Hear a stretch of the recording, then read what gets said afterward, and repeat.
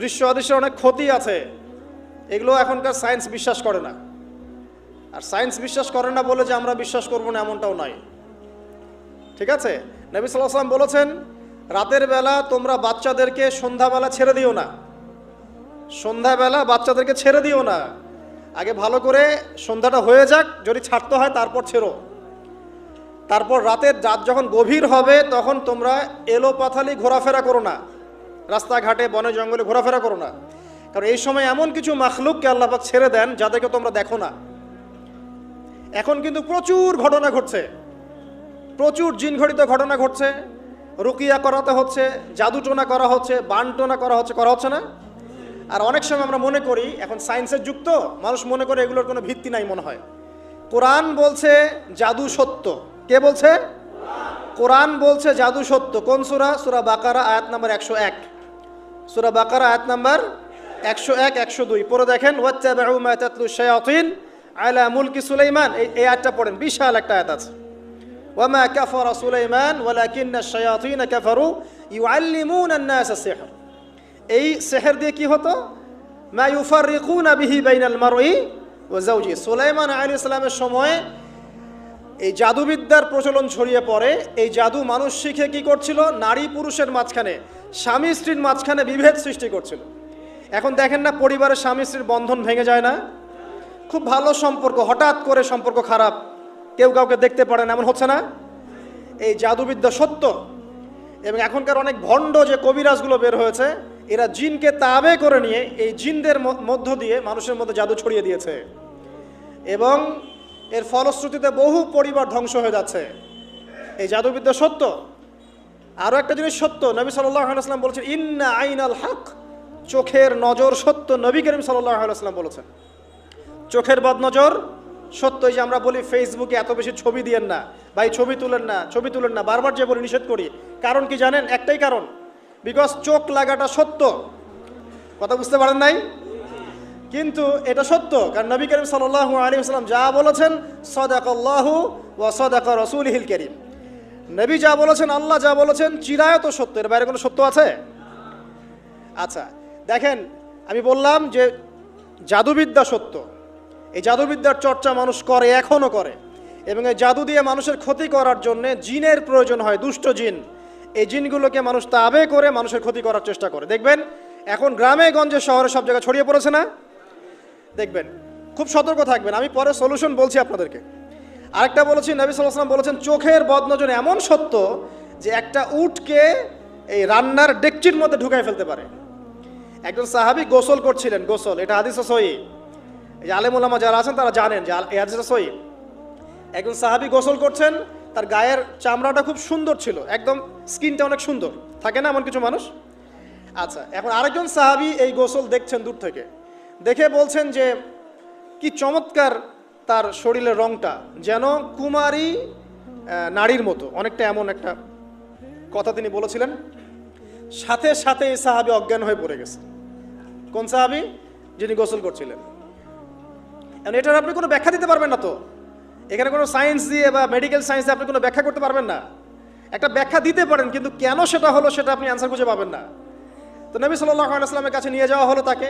তিনি বললেন যে এই ব্যক্তির ব্যাপারে কি কেউ ভালো মন্দ কিছু বলেছিল? তখন একজন সাহাবী বললেন, হ্যাঁ, অমুকে বলেছে এর স্কিনটা অনেক সুন্দর, ওকে ডেকে নিয়ে আসো। ওকে ডেকে আনা হলো। ডেকে আনার পর নবীজি তাকে অনেক শাসালেন, তোমরা তোমাদের ভাইদেরকে কি মেরে ফেলতে চাও? তখন এই সাহাবী তো অবাক, আমি আবার কখন মারতে চাইলাম ইয়া রাসূলুল্লাহ? আমি তো মারতে চাই নাই, আমি তো খালি বলেছি যে তার গায়ের রংটা অনেক সুন্দর। তখন তিনি বললেন, কেন তুমি সুবহানাল্লাহ বললে না? কেন তুমি মাশাআল্লাহ বললে না? যখন মাশাআল্লাহ বলবেন, সুবহানাল্লাহ বলবেন, নজরটা লাগবে না। আর যখন আপনি মাশাআল্লাহ বলবেন না, সুবহানাল্লাহ বলবেন না, দেখবেন নজর লেগে গেছে। আপনি বিশ্বাস করেন ব্যবসা খুব ভালো চলছে, মানুষ বলল যে বাহ তোর তো ব্যবসা হেভি, লালে লাল শাহজালাল, ঠিক আছে, দেখবেন আপনার কেনা বেচা বন্ধ হয়ে গেছে। এরকম হবে, আমার কথাটা বিশ্বাস করেন। এটা কিন্তু সায়েন্স প্রমাণ করতে পারবেন না, আল্লাহ এবং তার রাসূল বলেছেন, তার উপরে কোনো সত্য নেই। আছে সূরা কাহফ 29 নম্বর আয়াত পড়ে দেখেন, আল্লাহ পাক বলছেন, ওয়াকুলিল হাক্কু মির রাব্বিকুম, সত্য সেটাই যা তোমার রবের পক্ষ থেকে আসে। ফামান শাআ ফালইউমিন, যার ইচ্ছা হয় বিশ্বাস করুক, ওয়ামান শাআ ফালইয়াকফুর, যার ইচ্ছা হয় সে অস্বীকার করুক। এই কারণে আমরা বলি ফেসবুকে এত বেশি ছবি দেওয়া, এই আই ওয়াশ করা, এই যে শোডাউন করা, হ্যাঁ, ইসলামের কিছু কাজ করলেন, একদম মানুষকে না দেখাইতে পারলে ঘুম হচ্ছে না, এগুলো বন্ধ করেন, এগুলো বন্ধ করে দেন আল্লাহর ওয়াস্তে। অফলাইনে কাজ করেন, নিজেকে গোপন করার চেষ্টা করেন। যত বেশি মানুষের কাছে নিজেকে এক্সপোজ করবেন, কাজের বরকত কমে যাবে, কাজের বরকত কমে যাবে, চোখ লাগবে, নজর লাগবে। এবং চোখ লাগা বদ নজরে বহু আলেম আস্তে আস্তে মাঠ থেকে মাইনাস হয়ে গেছে না, যায় নাই? এখন কি আলেমদের সংখ্যা বেশি না কম? যত দিন যাবে আলেমের সংখ্যা আরো কমে যাবে। নবীজি বলেছেন আলেমদের সংখ্যা কমতে থাকবে, মানুষ জাহেলদেরকে আলেম বানিয়ে নেবে। তো প্রিয় ভাইরা, জাদুবিদ্যা সত্য, চোখের বদনজর সত্য, রাতের এই অনিষ্টগুলো সত্য, রাতের বেলা অনেক ক্ষতি আছে। এই জন্য নবীজি বলছেন বাচ্চাদেরকে বাইরে বের করো না, এবং তোমরাও রাত যখন গভীর হবে তখন এদিক ওদিক ঘোরাফেরা করো না। দেখবেন রাত যত গভীর হয় আমাদের শহরগুলো তত জীবিত হয়, তাই না? তাই না? রাত যত গভীর হচ্ছে শহর তত জীবিত হয়। চায়ের দোকানে আড্ডা বেশি, ওই সিনেমা দেখছে, টিভি দেখছে, ক্যারাম খেলছে, লুডো খেলছে। ঘুম নাই। ঘুম কখন? ফজরের আগে আগে। ফজরের নামাজ কিন্তু নাই, ফজরের ঠিক আগে আগে আবার ওই যে জোহরের নামাজের সময় উঠতেছে। এখন আমাকে বলেন, এরকম জেনারেশনকে দিয়ে কি আসলে ইসলামের কোনো খেদমত হবে? আচ্ছা, নবীজি রাতের বেলা আর্লি ঘুমাতেন। আল্লাহ পাক আমাদের সবাইকে তাড়াতাড়ি ঘুমানোর তৌফিক দান করুন। হ্যাঁ, আপনি ইলম চর্চা করলে রাত জেগে থাকতে পারেন, আপনি যদি জ্ঞান চর্চা করেন রাত জাগতে পারেন, আপনি কোনো গবেষণা করছেন, নামাজ পড়ছেন বা কোরআন হিফজ করছেন, আপনি রাতের আর্লি উঠবেন, এটা আলাদা বিষয়। কিন্তু কমনভাবে আমাদের এই যে ফেসবুক, ইউটিউবিং ইত্যাদিতে আমরা লিপ্ত থাকি, সারা রাতটা কাটাই আড্ডাবাজি করে, এগুলো বন্ধ করতে হবে। এগুলো বন্ধ না করলে ফিজিক্যালি আমরা সুস্বাস্থ্যের অধিকারী হতে পারবো না। সারা দিনটা আমাদের একটা কি বলবো অলসতার ভাবে যাবে, এবং দিনের বেলা কাজগুলো ব্যাহত হবে। এতে করে আমাদের উম্মার এই পুরো বড় যে তরুণ প্রজন্ম আছে, এদেরকে আপনি সম্পদে পরিণত করতে পারবেন না। তাই এই সিস্টেমটা চেঞ্জ করা দরকার। নবীজি রাতের বেলা এই সূরা বাকারার শেষে 3টা আয়াত তেলাওয়াত করতেন। আমরা করবো ইনশাআল্লাহ। ইনশাআল্লাহ। আরেকটা আমল বলে দেই, নবী করিম সাল্লাল্লাহু আলাইহি ওয়াসাল্লাম রাতের বেলা সূরা মুলক তেলাওয়াত করতেন। কোন সূরা? এটা কোন সূরা? তাবারাকাল্লাযী বিয়াদিহিল। কয়টা আয়াত আছে? 30টা আয়াত আছে। নবীজি বলেছেন সাল্লাল্লাহু আলাইহি ওয়াসাল্লাম, এই সূরা আপনাকে কবরের আযাব থেকে বাঁচাবে ইনশাআল্লাহ। কবরের আযাব থেকে তো ভাই বাঁচা খুব সহজ নাকি? আমাদের মধ্যে এমন কেউ নাই, শোনেন, আমাদের মধ্যে এমন কেউ নাই, আলেম জালেম, মুফতি মুহাদ্দিস, রাজনৈতিক নেতা, পলিটিশিয়ান, বিরোধী দল, জাতি, তারপরে যে সরকার দল, যে আছে না কেন, কবরের শাস্তি ফেস করবে না এমন একটা মানুষ নাই, কেউ নাই পৃথিবীতে। এই যে আপনি দেখছেন ওই যে কি ইসরায়েলের প্রধানমন্ত্রী, ওই রাশিয়ার প্রধানমন্ত্রী, ওই চায়নার সভ্যতা, পশ্চিমা সভ্যতা, এমন কেউ নাই পৃথিবীতে এখন যাকে কবরের শাস্তি ভোগ করতে হবে না। আছে? আর আমাদের সাথে যাবে না, গার্লফ্রেন্ড যাবে না, বাপ মা ভাই বোন সবাই যাবে না। একজন ব্যক্তি সুদ খাচ্ছে, জিজ্ঞাসা করে দেখেন কেন খায়, বলবে তার সন্তানের জন্য খায়, তার বউয়ের জন্য খায়, তার বাবাকে দেখতে হবে তাই খায়, তাই না? একজন ব্যক্তি ঘুষ খায়, বলবে আমার পরিবারের জন্য খাই। একজন দুর্নীতি করছে, পুকুর চুরি করছে, বলবে দুর্নীতি করছে আমার পরিবারের জন্য খাই, পরিবার ভালো থাকবে। সবার একই এক্সকিউজ, যে পরিবার যেন ভালো থাকে, আমার সন্তানরা যেন ভালো থাকে, আগামী প্রজন্মের জন্য কিছু রেখে যেতে পারি, তাই না? এরকম একটা মানুষও কি আপনার সাথে কবরে যাবে? তাহলে এই বোকা মানুষ কেন বোঝে না যে আপনার কবরে আপনাকেই যেতে হবে? তাহলে আপনি কি কারণে, অন্যের কারণে নিজের পরকাল নষ্ট করছেন? অন্যের সুখের জন্য আপনি আপনার পরকাল নষ্ট করছেন। সুদ খাচ্ছেন, দিব্যি মায়ের সাথে জেনা করছেন। আপনাদের এলাকায় নাকি সুদের সমস্যা অনেক বেশি। কয়েকটা হাদিস বলে দেই, আমি ওদেরকে আক্রমণ করতে আসি নাই, আমি শুধু তাদেরকে 3টা হাদিস শোনাতে এসেছি। 1 নম্বর হাদিস শোনেন। আল্লাহর নবী মুহাম্মদ সাল্লাল্লাহু আলাইহি ওয়াসাল্লাম বলেছেন, সুদের পাপের 73টা শাখা আছে। কয়টা? কোন হাদিসে 70টাও আছে, কোন হাদিসে 73টা আছে। বলছেন যে সবচেয়ে নিচের শাখাটা হচ্ছে, সুদের পাপের সবচেয়ে নিচের শাখা হচ্ছে যে যেন কোনো ব্যক্তি তার মাকে রেপ করলো, তার মাকে ধর্ষণ করলো।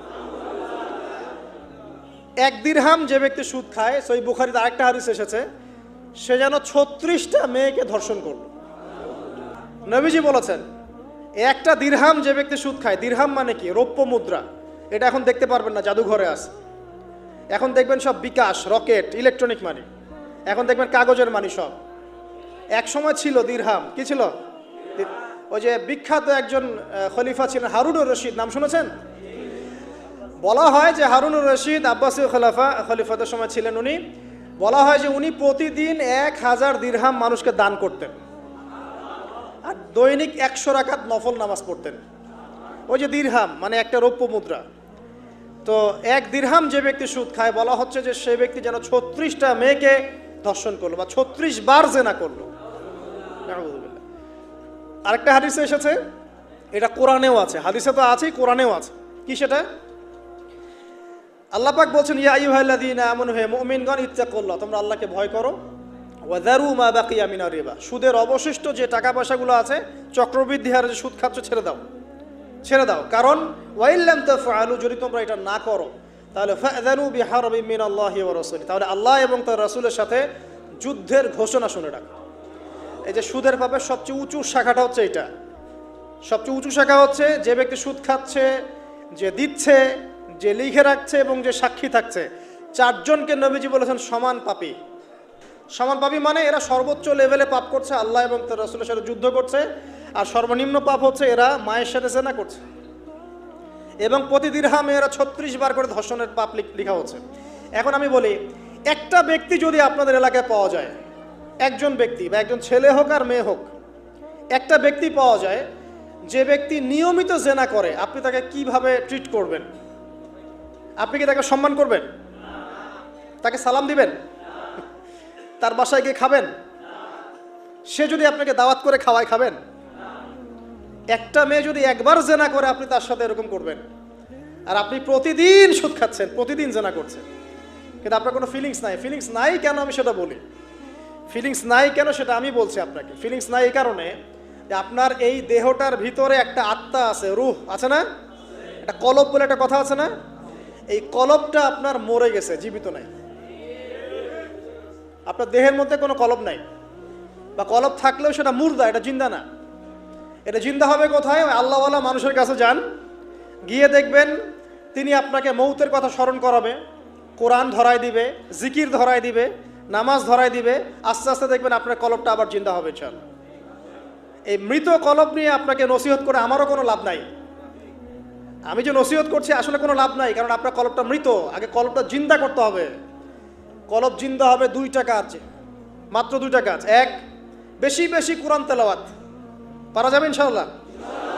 আল্লাহ আমাকে তৌফিক দেখ, আপনাদেরকে তৌফিক দেখ।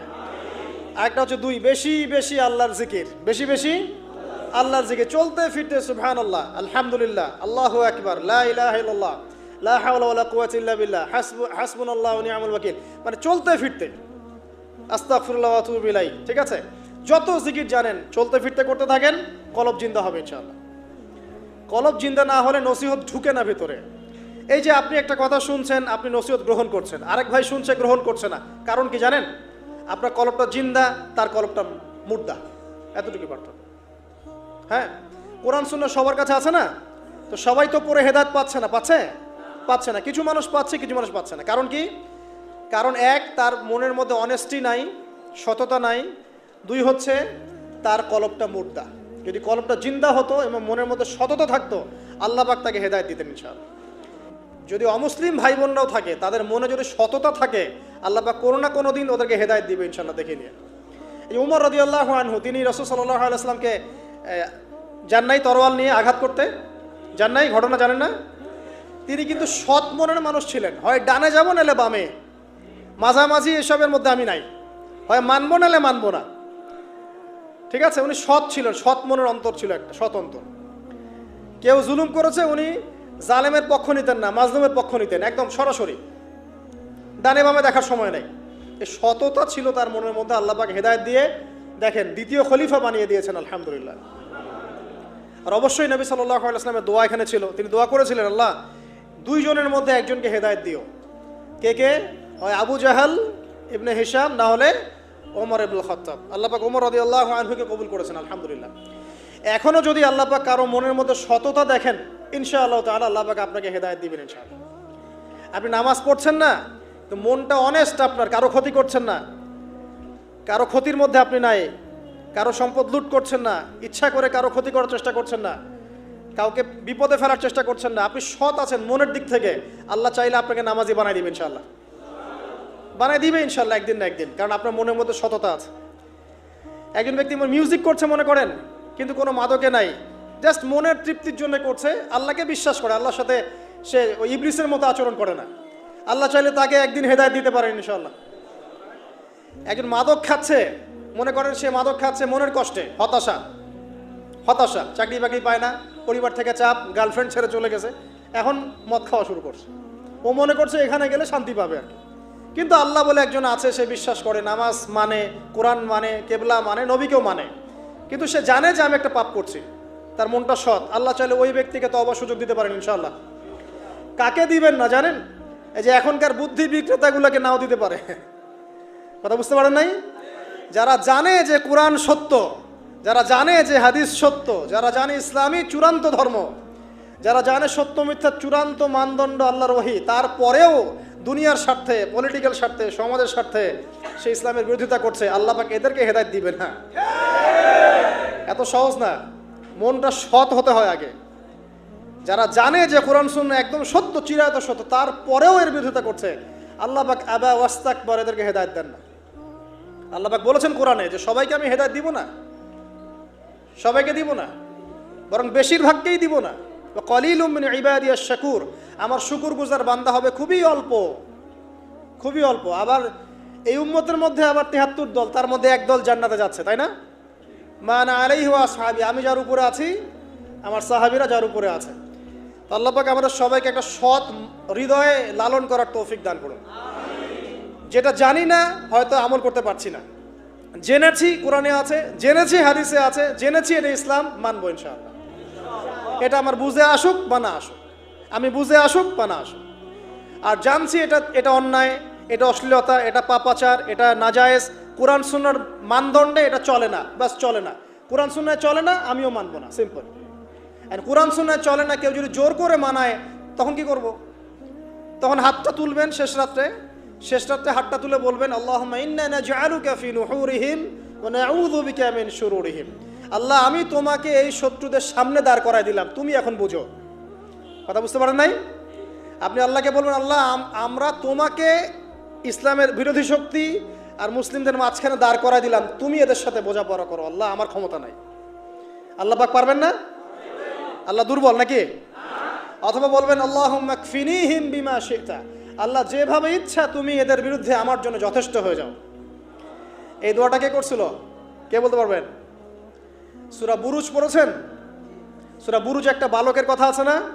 ওই বালককে যে তীর মারা হলো, ওই বালককে মারা হয়, বালক মরে না, পাহাড় থেকে ফেলে দেয়, মরে না, সমুদ্রে ফেলে দেয়, মরে না। পরে বালক বলল যে একটা কাজ করেন, রাজাকে বলছে একটা কাজ করেন, সব জনগণকে মাঠে জড়ো করেন, তারপরে একটা তীর নেন, নিয়ে বলেন যে বিসমিল্লাহি রব্বি হাযাল গোলাম, এই বালকের রবের নামে আমি তীর ছুড়লাম, এটা বলেন, আমি মারা যাব। তো এই বালক নিজের জীবনটা উৎসর্গ করলো এভাবে। তখন ওই স্বৈরাচারী শাসক সে কী করলো? ওই তীরটা বের করে বলছে বিসমিল্লাহি রব্বি হাযাল গোলাম, বলে তীর ছুড়লো, বালকটা মারা গেল, বালকটা শহীদ হয়ে গেল। এবং এই দৃশ্য দেখে সমস্ত এলাকার মানুষ বুঝলো যে আসলে এই রাজা আল্লাহ নয়, এর উপরে একজন আল্লাহ আছে, যার নামে তীর ছুড়লে সে মরছে। তখন এই সবগুলো লোক মুসলিম হয়ে যায়। তারপর ওই রাজা কি করেছে? এই সবাইকে আগুনে ফেলে দিয়েছিল।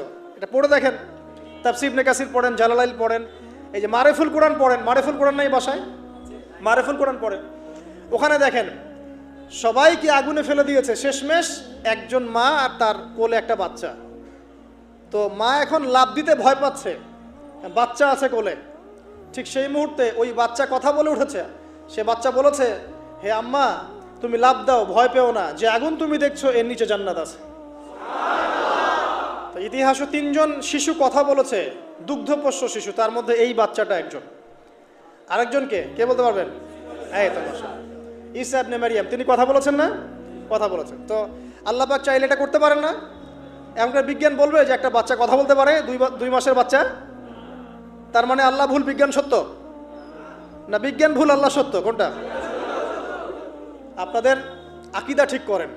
এক কথা, কোরআন সুন্নায় যা আছে এর বাইরে সত্যের কোনো উৎস নাই। আছে? নাই। দ্বিতীয় কথা হচ্ছে, হ্যাঁ, কোরআন সুন্নাহর সাথে যাই মিলে যাক না কেন, যে কোনো দর্শন, যে কোনো মতবাদ, যে কোনো থিওরি, যে কোনো স্কুল অফ থট মানতে কোনো আপত্তি আছে? নাই।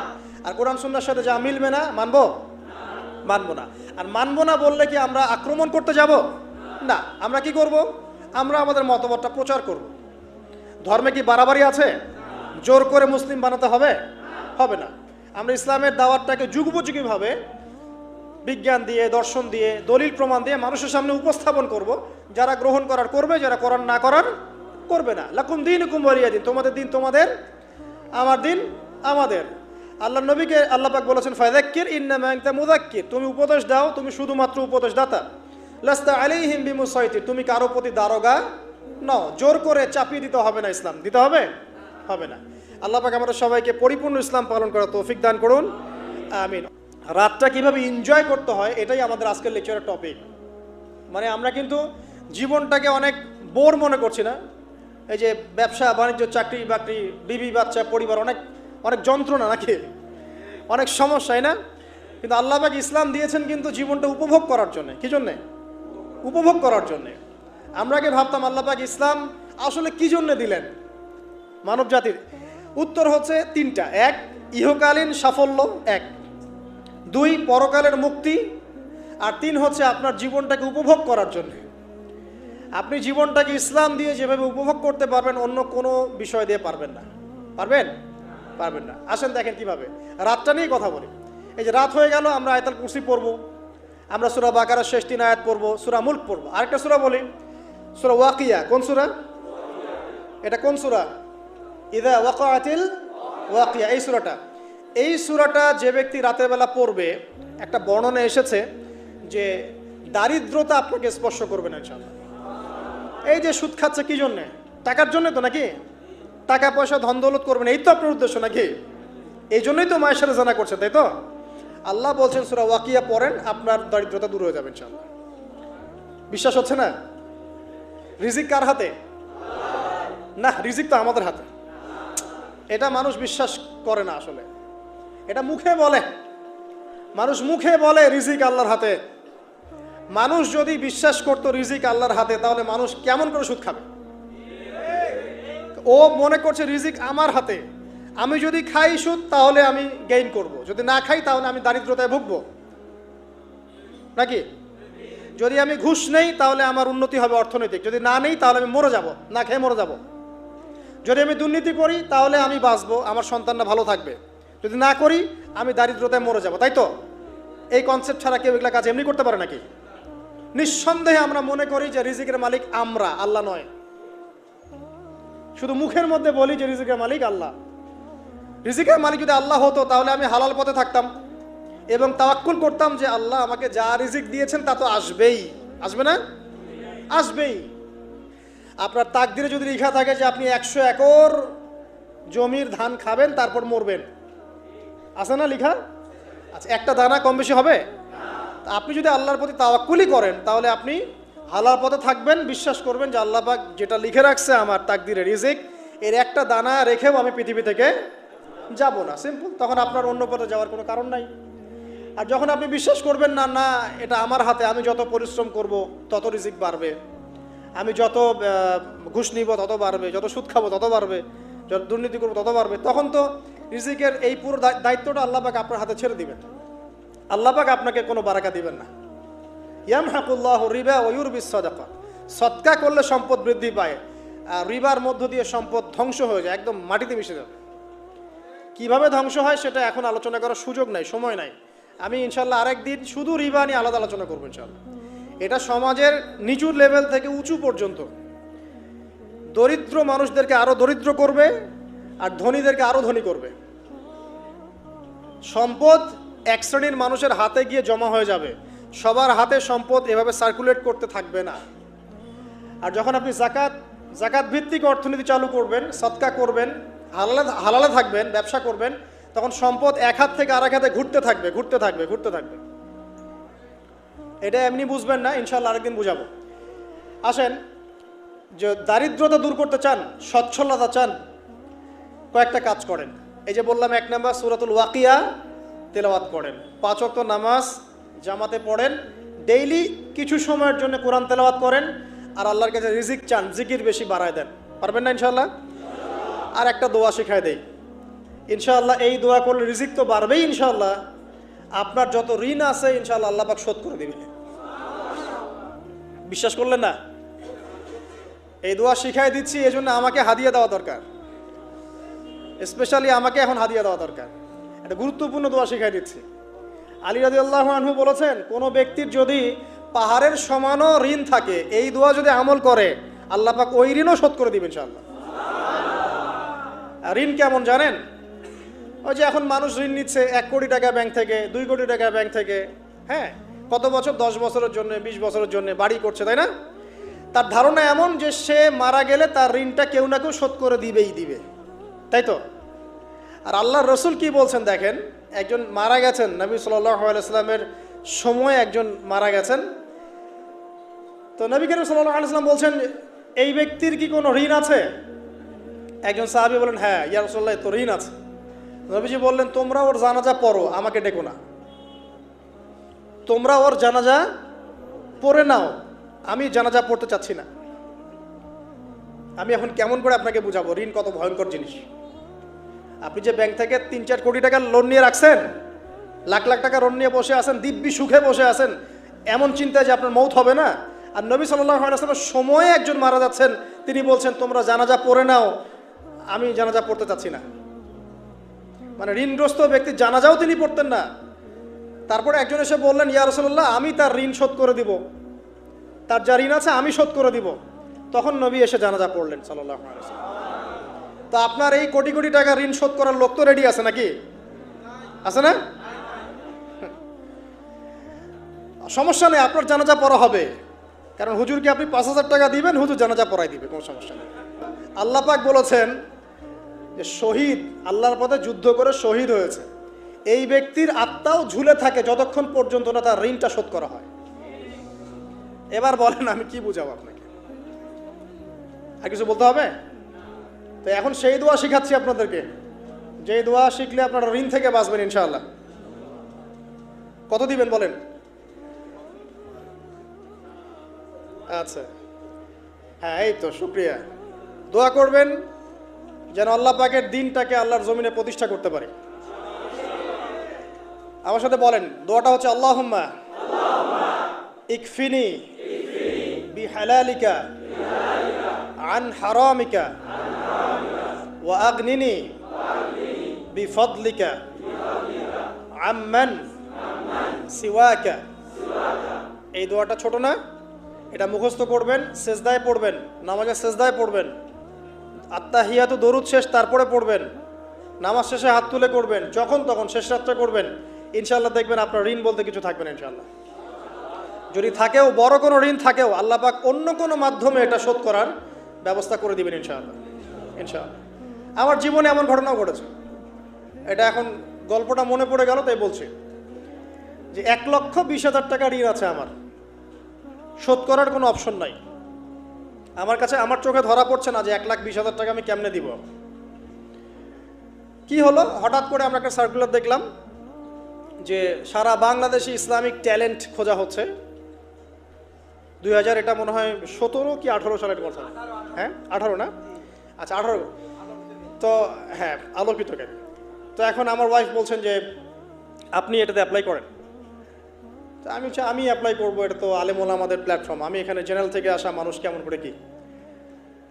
তো সে বলছেন না, আপনি পারবেন ইনশাআল্লাহ, আপনি পড়াশোনা করেন, ইনশাআল্লাহ পারবেন। তো আমি দেখছি আগে প্রাইস কি আছে, কষ্ট তো করবো, আগে দেখি পুরস্কারটা কি। তো পুরস্কারটা দেখছি যে একটা ওমরা করাবে। ওমরা করা তো যে কারোর জন্য একটা মানে স্বপ্নের ব্যাপার না, ওমরা করা তো সবাই আমরা খুব পছন্দ করি। আল্লাহ পাক আমাদেরকে বেশি বেশি ওমরা করার তৌফিক দেখ। আর লেখা আছে যে ফার্স্ট প্রাইজ 3 লাখ টাকা, second prize 2 lakh, third prize হচ্ছে 1 লাখ টাকা। তারপর টানা 4 কি 5 মাস দৈনিক 10 থেকে 12 ঘন্টা করে পড়েছি। টানা 4 থেকে 5 মাস দৈনিক 10 থেকে 12 ঘন্টা, নাওয়া খাওয়া সব ওখানেই। আর যতটা সহজ মনে করছেন আসলে কিন্তু প্রতিযোগিতা অত সহজ নয়। আসলে যে কোনো জায়গা থেকে প্রশ্ন আসতে পারে, আকিদা, সিরাত, ইতিহাস, এটা ওইটা, অনেক টপিক, প্রায় 36টা বিভাগ আছে। তো আলহামদুলিল্লাহ কীভাবে জানি আস্তে আস্তে উঠতে পারলাম। গিয়ে দেখলাম যে হ্যাঁ, টিভি রাউন্ডে চলে গেছি। আমি তেমন কিছুই করি নাই, আমি শুধু পরিশ্রম করেছি, আল্লাহর কাছে বেশি থেকে বেশি দোয়া করেছি যে আল্লাহ আমার ঋণ আছে, ঋণ শোধ করতে হবে একটা। এবং আমি চাচ্ছি যে এই প্রোগ্রামের মধ্য দিয়ে দিনের একটা বড় সার্কেল পাওয়া যায়, দিনই প্ল্যাটফর্ম পাওয়া যায়। তো আলহামদুলিল্লাহ আল্লাহ পাকের ইচ্ছায় সেখানে একটা ভালো রেজাল্ট হলো এবং সেখানে ওমরাও করা হলো আলহামদুলিল্লাহ, এবং ক্যাশ তারা খুব তাড়াতাড়ি দিয়ে দিয়েছে। আমি পুরো ক্যাশটা আগে পেয়েই আগে ঋণটা শোধ। এখন এই সময় কিন্তু আমি দোয়াটা করেছি, আল্লাহুম্মা কফিনি বিহালালিকা আন হারামিক ওয়া আগনিনি বিফদলিকা আম্মান সিওয়াক। দেখেন, আমি কিন্তু জানতামও না এমন কোনো প্রতিযোগিতা হবে, আমি সেখানে পার্টিসিপেট করব, ওই ওসিলায় ওমরা করব, ওই ওসিলায় আবার ঋণও শোধ হবে, আমার কিন্তু মাথায় ছিল না। এটাই হচ্ছে আল্লাহ পাকের সেই আয়াত, ওয়া মান ইয়াত্তাকিল্লাহ ইয়াজআল লাহু মাখরাজা। আল্লাহ পাককে যে ভয় করবে আল্লাহ পাক তার জন্য রাস্তা খুলে দিবেন ইনশাআল্লাহ। ওয়া ইয়ারযুকুহু মিন হাইথু লা ইয়াহতাসিব, এবং এমন উৎস থেকে আল্লাহ পাক রিজিক দিবেন যেটা সে কল্পনাও করতে পারে না। এটা আল্লাহ পাক তাওয়াক্কুল রাখেন। জাস্ট ওই ইসমাঈল আলাইহিস সালামের মায়ের মতো হাজরা আলাইহিস সালাম ইব্রাহিম আলাইহিস সালামকে বলছেন, আপনি আমাকে এখানে ছেড়ে যাচ্ছেন কি জন্যে? ইব্রাহিম বলছেন আল্লাহর আদেশে। তখন তিনি বলছেন, তাহলে আল্লাহ আমাকে ফেলে দিবেন ইনশাআল্লাহ। সেই মায়ের গর্ভ থেকে ইসমাইলের মতো সন্তানের জন্ম হলো, যেই সন্তানকে বাবা বলছে যে আমি তোমাকে জবাই করছি, স্বপ্নে দেখেছি, ফানজুর মাযা তারা, তোমার রায় কি? সে বলছে ইয়া আবাতি ফাআল মা তুমার, আপনাকে যে আদেশ করা হয়েছে আপনি সেটাই করেন। সাতাজিদুনি ইনশাআল্লাহু মিনাস সাবিরিন, ইনশাআল্লাহ আপনি আমাকে ধৈর্যশীল পাবেন। দেখেন কোন মায়ের গর্ভ থেকে কোন সন্তান। তাকে কি বাবা মানুষ করেছিলেন? না, তাকে তার মা মানুষ করেছেন। তো ওই রকম তাওয়াক্কুলকারিনী হাজরা আলাইহিস সালামের মতো মা যদি ঘরে ঘরে থাকে, বোন আর স্ত্রী ঘরে ঘরে থাকে, তখন ইসমাইলি প্রজন্ম আসবে ইনশাআল্লাহ। আর আমাদের মতো এই যে এখন দেখছেন না কি হচ্ছে, মারামারি, কাপড় খোলা, কাপড় ছোট, ব্লাউজ সারাসারি, কি চলছে মাশাআল্লাহ। মানে কি যে চলছে ভাই জগতে এখন, বলতেও গা গিনগিন করে, ভাবতেও গা গিনগিন করে। কিছু মানে কিছু নসিহত করব, এটাতেও মন থেকে একটা বাধা চলে আসে যে আসলে কি করব, কি বলবো। মানে একটা বিষয় থাকে না যে পরিস্থিতি এমন খারাপ যে কথা বলার ভাষ্য থাকে না এমন একটা, যে আপনি হতবাক হয়ে গেছেন, বাকরুদ্ধ, আর কি বলবেন। এখন এই বাকরুদ্ধ হওয়ার সময় চলতেছে, মানে বলার আর কি নাই, কিছু নাই, কি বলবেন। আস্তে আস্তে কাপড় খুলতে খুলতে খুলতে খুলতে খুলতে খুলতে এখন বিকিনি পরে ঘুরতে চায়। এন্ড বলে যে কয়দিন পর বিকিনি পরেই ঘুরবে। দেখেন মানুষকে, দেখেন মেয়েরা কলেজে পড়তে গিয়ে মেয়েরা কি করতেছে এখন দেখেন, কলেজে পড়তে গিয়ে মেয়েরা কি করতেছে দেখেন। আর আপনি আপনার মেয়েকে কলেজে ওখানে পড়তে পাঠাচ্ছেন, ওখানে হোস্টেলে রাখছেন, যেখানে একটা মেয়েকে নবী সাল্লাল্লাহু আলাইহি ওয়াসাল্লাম মাহরাম ছাড়া সফর করতে নিষেধ করছেন, সেখানে আপনি আপনার মেয়েকে কোন শিক্ষায় শিক্ষিত করার জন্য রাতের পর রাত সেখানে কাটাচ্ছেন। তারা নিজেরাই বলছে যে মেয়েদেরকে ফোর্সফুলি যৌন কাজে বাধ্য করা হচ্ছে। মানে ইজ্জত চলে যায়, যাক ভাই আমার সার্টিফিকেট চাই, বিষয়টার নাকি ইজ্জত যাক, কতজন আমার সাথে কি করে করুক, বাট আমার একটা সার্টিফিকেট চাই, একটা অনার্সের একটা মাস্টার্সের সার্টিফিকেট চাই। এটা দিয়ে আমি বিসিএস ক্যাডার হব, এটা দিয়ে আমি প্রাইমারি স্কুলের টিচার হব, এটা দিয়ে আমি জাতি গঠন করবো নাকি। পরে এরাই তো আপনার ঘরে বউ হিসেবে আসবে, মানে আপনার কি অবস্থা হবে চিন্তা করেন এখন। তা আমরা আসলে ভাই কোথায় আছি এখন? আল্লাহ পাক আমাদেরকে বোধোদয় দান করুক, দোয়া করি। তবে একটা হাদিস না বললে আমি এখান থেকে সরতে পারতেছি না। এই কথাই নবী সাল্লাল্লাহু আলাইহি ওয়াসাল্লাম বলেছেন, হুবাহু এই কথাই, একদম এইটাই, যে ফিতনা ধেয়ে আসছে, লা ইলাহা ইল্লাল্লাহ, ফিতনা ধেয়ে আসছে। তার স্ত্রী যায়নাব বিনতে জাহাশ তিনি বলছেন, ইয়া রাসূলুল্লাহ সাল্লাল্লাহু আলাইহি ওয়াসাল্লাম আনুহলিকু ওয়া ফিনা সালিহুন, আমাদের মধ্যে সৎ মানুষগুলো থাকা সত্ত্বেও কি আমরা ধ্বংস হয়ে যাব? সুন্দর প্রশ্ন না? নবীজি বলছেন, নাম, তোমরা ধ্বংস হয়ে যাবে। ইযা কাসুরাতুল খাবাস, যখন এরকম নগ্নতা, বেহায়াপনা, অশ্লীলতা ছড়িয়ে পড়বে, তখন সৎ অসৎ, আলেম জালেম সব ধ্বংস হয়ে যাবে। জাতি গঠন করবেন সব ধ্বংস। আল্লাহ পাকের গজব সময়ের ব্যাপার মাত্র। আল্লাহ পাক শুধু আসমানি বালাই দেন না, জমিনি বালাও দিতে পারেন। আল্লাহ পাক মুসলিমে ফাসাদ লাগিয়ে দিতে পারেন। আল্লাহ পাক বহিঃশত্রুকে আপনার উপর চাপিয়ে দিতে পারেন। আল্লাহ পাক দুর্ভিক্ষ দিতে পারেন। আল্লাহ পাক মহামারী দিতে পারেন। আল্লাহ পাক কুন বললে ফায়াকুন হতে পারে। সে আল্লাহকে ভুলে গিয়ে এইসব প্রগতিশীলতার নামে যখন নগ্নতার চর্চা হচ্ছে, অশ্লীলতার চর্চা হচ্ছে, আর আমরা এগুলো সব মুখ বুঝে সহ্য করছি, মাদক, পর্ন, জেনা, ব্যভিচার সব চলছে চোখের সামনে, আমরা কিচ্ছু বলার নাই, সুদ ঘুষ সব চলছে। এটা সময়ের ব্যাপার যে আল্লাহ পাকের গজব কখন আসবে। আর যখন আসবে আলেম জালেম কাউরে ছাড়বে না ইনশাআল্লাহ। আমারে আপনারে কাউরে ছাড়বে না ইনশাআল্লাহ, দেখে নিয়ে। আরেকটা কথা নবীজি বলছেন, দুই শ্রেণীর মানুষ আসবে কিয়ামতের আগে আগে, আমি দেখি নাই। তখন সাহাবীরা বলছেন, কারা ইয়া রাসূলুল্লাহ? একজন বলছেন, এক শ্রেণী হচ্ছে এমন এক শ্রেণীর পুরুষ। কারা এরা? পুরুষ, যাদের হাতে লম্বা লম্বা লাঠি থাকবে, লাঠি, এই লাঠি দিয়ে তারা মানুষকে পিটাবে। কি আপনারা বুঝতে পারেন না কারা? ভাইও তার মধ্যে আছে। আপনি এবং আপনার ভাই দুজনেই এই কাজ করছেন, ভাইয়ে ভাই মারামারি করছে, সবার হাতেই লাঠি আছে না? আছে। অথচ উভয় মুসলিম। আর একজন মুসলিম যখন আরেকজন মুসলিমের এগেইনস্টে যুদ্ধ করতে যায় বা এরকম মারামারি করতে যায় না, যে মরবে আর যে মারবে উভয়ই অপরাধী, উভয় অপরাধী। হাদিস রিয়াদুস সালেহিন বইয়ের মধ্যেও আছে, দেখে নিন। তারপরে দ্বিতীয় শ্রেণী হচ্ছে, নবীজি বলছেন নিসাউন, এক শ্রেণীর মহিলা আসবে, আমি দেখি নাই। মানে ওই যুগে ছিল না, আইয়ামে জাহেলিয়াতের বর্বর যুগেও এরকম মেয়ে ছিল না। তার মানে বুঝতে পারছেন, আইয়ামে জাহেলিয়াতের যে যুগটাকে এখন বর্বর বলে না, বর্বর, সেকেলে, মধ্যযুগীয় এইসব কথা বলে না, ওই যুগেও এই মানুষগুলো ছিল না। তার মানে নবীজি বলছেন আমি দেখিনি, লাম আরাহুমা, আমি ওদেরকে দেখি নাই।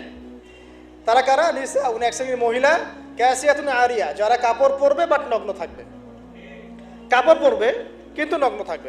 মুমিলাত মাইলাত, নিজেও মানুষকে আকৃষ্ট করবে আবার নিজে আকৃষ্টও হবে, জান্নাতে যাবেও না, জান্নাতের গন্ধও পাবে না।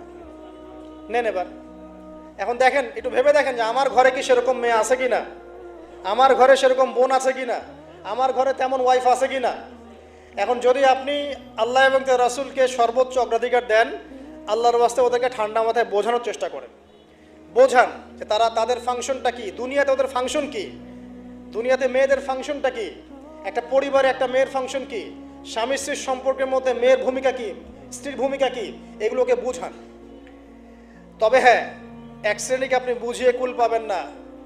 তারা কারা সেটাও হাদিস এসেছে, শেষ জামান হাদিস এটাও আছে। দাজ্জালের শেষ অনুসারী হবে এক শ্রেণীর মেয়ে, যাদেরকে তাদের মুমিন পিতা, ভাই এবং স্বামী পরিবারের মধ্যে পর্দায় রাখতে পারবে না। তারা বাঁধন ছিঁড়ে বেরিয়ে চলে যাবে, তারা অনেক আগেই চলে গেছে। তার মানে দাজ্জাল আসার সময়ের ব্যাপার মাত্র। আর যে দেশে আসবে সেই দেশটা এখন অনেক শক্তিশালী, যেদিক দিয়ে বের হবে ওইদিকে এখন দেখেন আবার ইরানের মধ্যে কি চলছে, সবকিছুই রেডি, এখন সব সময়ের ব্যাপার। পরিস্থিতি বোঝেন, পরিস্থিতি বুঝলে আমাদের করণীয় বের হয়ে আসবে। করণীয় আমি অনেক দিন বলেছি, জ্ঞান অর্জনের কোনো বিকল্প নাই, জ্ঞান অনুযায়ী আমলের কোনো বিকল্প নাই, আদর্শ পরিবার গড়ার কোনো বিকল্প নাই, পরিবারে মেয়েদেরকে পর্দায় রাখার কোনো বিকল্প আছে নাই।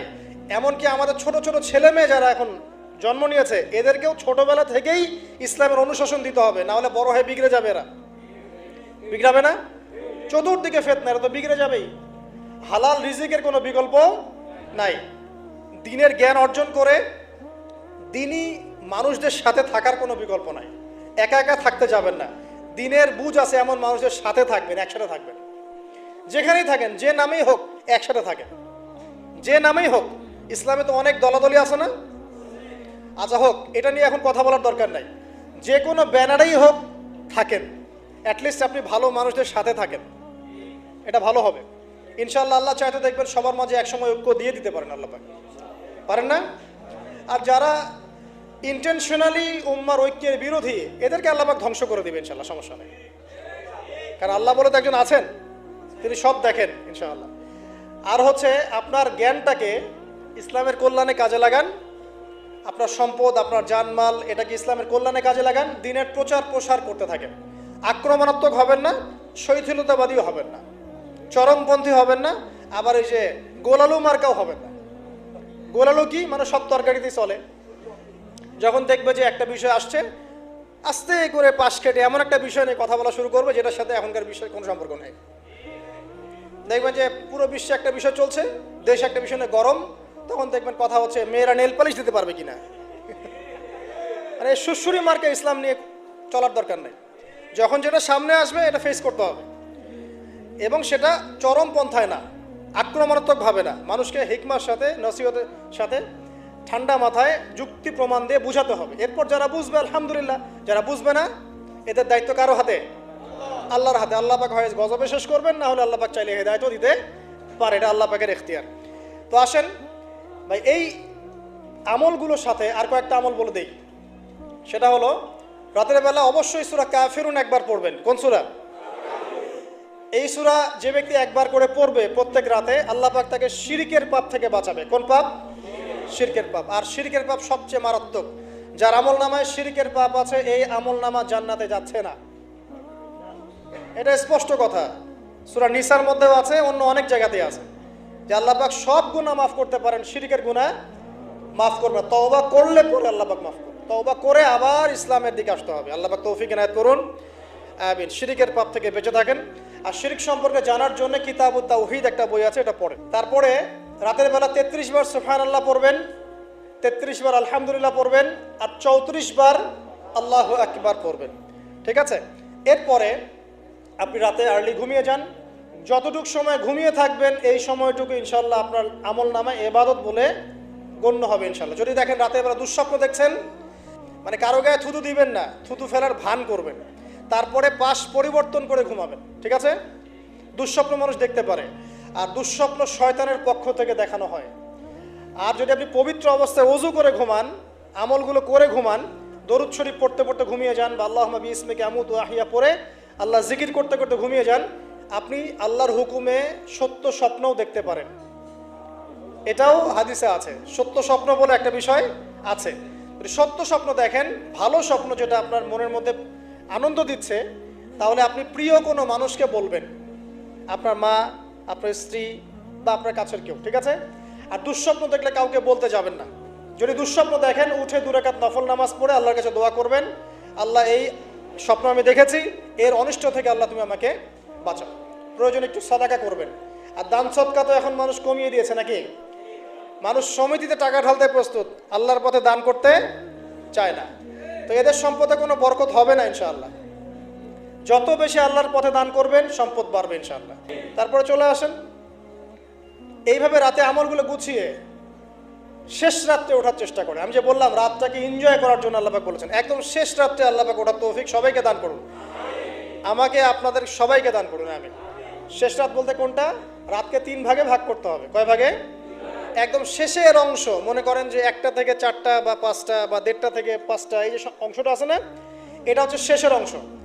এই অংশটা এত বেশি মূল্যবান, এই সময় মানুষ ঘুম থেকে উঠে যে দোয়া করে, লা ইলাহা ইল্লাল্লাহ ওয়াহদাহু লা শারীকা লাহু লাহুল মুলকু ওয়া লাহুল হামদ ওয়া হুয়া আলা কুল্লি শাইইন কাদির, এরপরে বলে সুবহানাল্লাহ, আলহামদুলিল্লাহ, ওয়া লা ইলাহা ইল্লাল্লাহ, ওয়াল্লাহু আকবার, লা হাওলা ওয়া লা কুওয়াতা ইল্লা বিল্লাহ, আল্লাহুম্মা গফিরলি। এরপরে হাত তুলে দোয়া করলে যা চাবেন তাই পাবেন। আল্লাহ রাব্বুল আলামিন হাদিসে কুদসির মধ্যে বলেছেন, শেষ রাতের এই অংশে আল্লাহ পাক প্রথম আসমানে নেমে আসেন। আরশে আজিম কত উপরে, আল্লাহ পাক প্রথম আসমানে নেমে আসেন, মানে আল্লাহ পাকের রহমত কি হয়, একদম কাছাকাছি চলে আসে। আল্লাহ পাক দোয়া কবুল করার জন্য বলেন, কে আছো আমাকে ডাকবে। আল্লাহ পাক আহ্বান করেন, কে আছো পৃথিবীবাসী আমাকে ডাকবে, আমি তার ডাকে সাড়া দিব। কে আছো আমার কাছে দোয়া করবে, আমি তার দোয়া কবুল করব। কে আছো আমার কাছে ক্ষমা চাইবে, আমি তোমাকে ক্ষমা করে দিব। কে আছো অসুস্থ, আমার কাছে শেফা চাইবে, শেফা দিয়ে দিব। আল্লাহ পাক আহ্বান করতেই থাকেন ফজর পর্যন্ত। কি পর্যন্ত? আর ওই সময় এই যে সারা রাত জায়গায় মানুষ ওই সময় ঘুম দেয়, তাই না? ঠিক ওই সময় দেখবেন শহর কেন্দ্রিক জীবনে লক্ষ লক্ষ মানুষ জেনা করতেছে ওই সময়। ঠিক ওই সময়টাতে দেখবেন যে লক্ষ লক্ষ মানুষ মদ খাচ্ছে, লক্ষ লক্ষ মানুষ পর্নোগ্রাফি দেখতেছে, মুভি দেখতেছে, চায়ের দোকান আড্ডা পিটাচ্ছে, শপিং করতেছে, কি না করতেছে। আল্লাহ পাক আহ্বান করছেন ওই সময়, আল্লাহ পাক আহ্বান করছে, কে আছো আমাকে ডাকবে, কে আছো। মানুষ এই কাজ করতে থাকে। অথচ আল্লাহ পাক জাহান্নাম সৃষ্টি করেছেন কাদের জন্যে? আমাদের জন্যে। জান্নাত কাদের জন্যে? আমাদের জন্যে। তো আল্লাহ পাক এই সময়টাকে কাজে লাগানোর তৌফিক আমাদেরকে দান করুন। এই সময় উঠে যতটুকু আপনার সামর্থ্য হয়, 2 রাকাত পারলে 2 রাকাত, 4 পারলে 4, 6 পারলে 6, 8 পারলে 8, 20 পারলে 20, যত রাকাত পারেন আপনি 2 করে নফল নামাজ পড়তেই থাকেন। এই সময় নবীজি নামাজ পড়তেন এমনভাবে যে তার পা ফুলে যাইত। 1 রাকাতে 4.5 পারা কোরআন তেলাওয়াত করেছেন। আমাদের তো এত ক্ষমতা নেই, আছে? আচ্ছা নেই, সূরা ইখলাসটাই পড়েন, একবার না পড়ে 10 বার পড়েন, 20 বার পড়েন, পড়া যাবে না? এক রাকাতে বারবার সূরা পড়া যাবে না? যাবে। একটা আয়াতও বারবার পড়া যাবে, যাবে না? আপনি রাকাতটাকে লম্বা করেন, রুকুকে লম্বা করেন, সেজদাকে লম্বা করেন, যত দোয়া আছে এই সেজদার মধ্যে ঢেলে দিবেন। এই ডিজিটাল নামাজ বাদ দেন। ডিজিটাল নামাজ কি? মানে রুকু করলে সেজদা পাওয়া যায় না, সেজদা করলে আবার পরের আবার তাকবীর তাহরিমা পাওয়া যায় না, মানে তাশাহুদ পড়লে দরুদ পাই না, দরুদ পড়লে আবার কি পাই না, মানে আমি মিলাইতে পারি না, মনে দৌড়ের উপর আছি আর কি। মানে ইমাম সাহেব দৌড়ের উপর রাখছে আমাদেরকে। তো এইসব ডিজিটাল নামাজ ত্যাগ করেন, রিল্যাক্সে নামাজ পড়েন, ঠান্ডা মাথা, রিল্যাক্স। আপনি যে কয়টা সূরা জানেন বারবার রিপিট করতে থাকেন এবং সূরাগুলোর অর্থগুলোর দিকে ফোকাস করেন। অর্থটা মুখস্থ করেন, প্রয়োজনে আরবি বোঝেন না, অর্থটা মুখস্থ করেন, করে ওই দিকে আপনি মনোযোগ রাখেন। আর প্রত্যেক রাকাতে একই সূরা পড়বেন না, তাহলে নামাজটা কিন্তু স্বাধীন হয়ে যাবে। সূরা চেঞ্জ করবেন, দেখবেন আপনার মাথাটা বিজি থাকবে, নামাজে মনোযোগ বাড়বে ইনশাআল্লাহ। এগুলো টিপস। আর কি করবেন? যতক্ষণ মনোযোগ আসে নাই নামাজে থাকেন। রুকু করেছেন, একটু মনে হলো মনোযোগ ডানে চলে গেছে, আবার ফিরায় নিয়ে আসেন, আবার তাসবিহ পড়তে থাকেন। 3 বারই পড়তে হবে, এটা কি লেখা আছে নাকি? 3 বারই পড়তে হবে? আপনি চাইলে 100 বারও পড়তে পারেন না? বাড়ান, সময়টা বাড়ান, নামাজের সময় বাড়ান, তার সেজদার সময় বাড়ান। 2 সেজদার মাঝখানে দোয়া করেন, আছেন আল্লাহুম্মা গফিরলি ওয়ারহামনি ওয়াহদিনি ওয়াআফিনি ওয়ারজুকনি, এগুলোর অর্থ বোঝার চেষ্টা করেন। সেজদায় কি পড়ছেন অর্থ বোঝার চেষ্টা করেন। যদি আপনি নফল নামাজ পড়েন, আপনি আরবি জানেনই না মোটেই, একটা দোয়াও জানেন না, পারলে বাংলায় দোয়া করেন ইনশাআল্লাহ। পারা যাবে না? আপনি আরবি জানেনই না, শেখার চেষ্টা করেন, শিখতে থাকেন। যতদিন শেখেন নাই কমপক্ষে অতদিন তো আপনি বাংলায় করতে পারবেন না ইনশাআল্লাহ। আল্লাহ পাক তৌফিক দান করুন, আমিন। ফরজ নামাজে এই কাজ করতে যায় না, আবার এটা নফল নামাজের কথা বললাম। আচ্ছা, এত যে দোয়া নিয়ে ফিকির, হুজুরকে ডেকে এনে দোয়া করান, মায়ের জন্য দোয়া, বাপের জন্য দোয়া, কুলখানি 40টা, কত কি করেন। শেষ রাত্রে হাতটা তুলে আল্লাহর কাছে দোয়া করেন।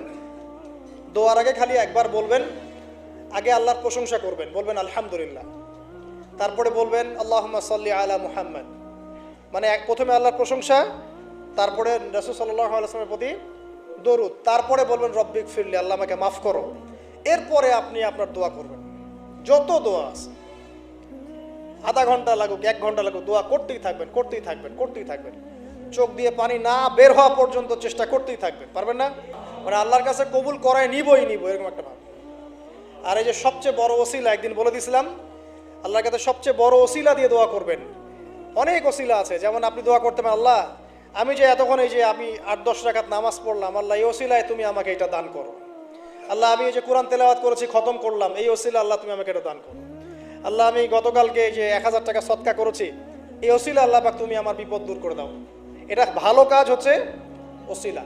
আর সবচেয়ে বড় ওসিলা হচ্ছে আল্লাহ পাকের তাওহীদ, লা ইলাহা ইল্লাল্লাহ। আল্লাহকে বলবেন, আল্লাহ তোমার তাওহীদের ওসিলায় তোমার কাছে আমি এইটা চাচ্ছি, ওইটা চাচ্ছি। দেখবেন ইনশাআল্লাহ আপনার রিজিক যদি হালাল হয়, ওই রিজিকে যদি সুদ না থাকে, আর ঘুষ না থাকে, আর দুর্নীতি না থাকে, ইনশাআল্লাহ আপনার দোয়া কবুল হবে।